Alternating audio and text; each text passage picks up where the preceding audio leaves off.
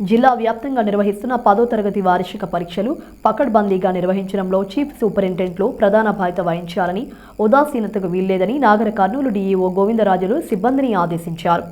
పరీక్షల నిర్వహణలో ఏమాత్రం నిర్లక్ష్యం వహించినా సంబంధిత అధికారిపై కఠిన చర్యలు తీసుకోవడం జరుగుతుందని హెచ్చరించారు. ఈ మేరకు జిల్లా కేంద్రంలోని కలెక్టరేట్ ప్రజావాణి హాల్లో జిల్లా విద్యాశాఖ ద్వారా చీఫ్ సూపరింటెండెంట్లు, డిపార్ట్మెంటు అధికారులతో అవగాహన కార్యక్రమాన్ని ఆయన నిర్వహించారు. మార్చి 18వ తేదీ నుంచి ప్రారంభం కానున్న 10వ తరగతి వార్షిక పరీక్షల ఏర్పాట్లు, అధికారుల బాధ్యతలపై ఈ సమావేశంలో డీఈఓ దిశానిర్దేశం చేశారు. ఈ సందర్భంగా ఆయన మాట్లాడుతూ 10వ తరగతి వార్షిక పరీక్షల నిర్వహణలో చీఫ్ సూపరింటెండెంట్లు ఎలాంటి అలసత్వం కానీ, ఉదాసీనతకు తావు లేకుండా పరీక్షలను పకడ్బందీగా నిర్వహించాలని ఆదేశించారు.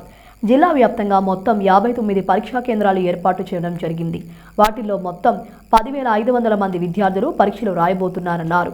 స్ట్రాంగ్ రూమ్ నుంచి పరీక్షా కేంద్రాలకు ప్రశ్న పత్రాలు తరలించడం, వాటిని పరీక్షా కేంద్రంలో లెక్క ప్రకారం తీసుకోవడం, తిరిగిన సమాధాన పత్రాలను పోస్ట్ ద్వారా పంపే వారికి చీఫ్ సూపరింటెండెంట్లు పూర్తి బాధ్యత వహించాలన్నారు. చీఫ్ సూపరింటెండెంట్లు సీసీ కెమెరాల పర్యవేక్షణలో మాత్రమే ప్రశ్న పత్రాలను తెరవాలని చెప్పారు.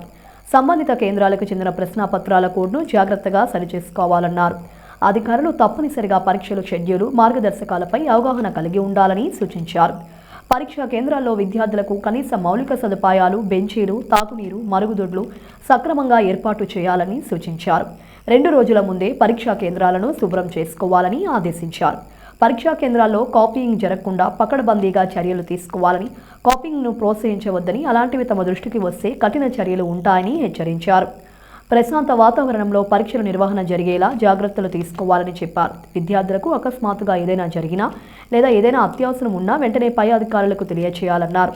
సెంటర్లోకి ఎట్టి పరిస్థితుల్లోనూ సెల్ ఫోన్ అనుమతి లేదని చెప్పారు. పరీక్షలకు ఇంకా 18 రోజుల సమయం మిగిలి ఉందని, అప్పటి వరకు విద్యార్థులను పరీక్షలకు సన్నద్ధం చేయాలన్నారు.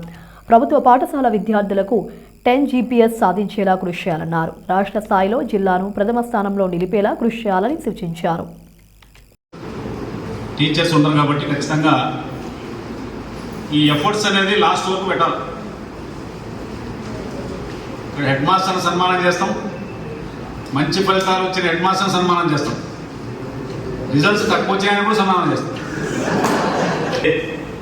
గవర్నమెంట్ స్కూల్లో మంచి పర్సెంటేజ్ వస్తుంది కానీ జీపీఏ మనం అనుకున్న స్థాయిలో రావడం లేదు. 10 GPA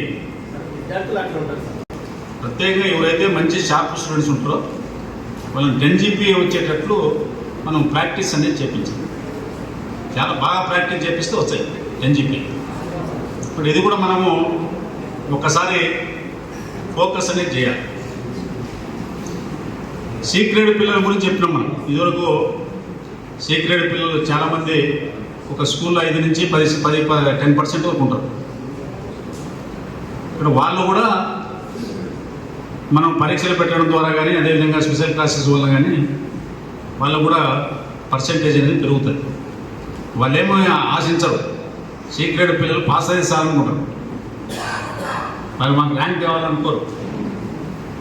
కాబట్టి వాళ్ళకు మనకు ఆబ్జెక్టివ్ టైప్లో కానీ, షార్ట్ ఆన్సర్స్లో కానీ, చిన్న ఎగ్జామినేషన్ ప్యాటర్న్లో కొంత వాళ్ళకు మనము తర్ఫీదు ఇస్తే ఖచ్చితంగా సీక్రెట్ పిల్లలు కూడా పాస్ అయ్యారు. వీళ్ళందరూ నాగర్ కర్నూలు జిల్లాలో అందరూ ఇంటర్మీడియట్లో చేరాలి. ఎక్కడ సప్లిమెంటరీ అనేది లేదు నాగర్ కర్నూలు జిల్లాలో. అడ్వాన్స్ సప్లిమెంటరీ అనేది ఉండకూడదు.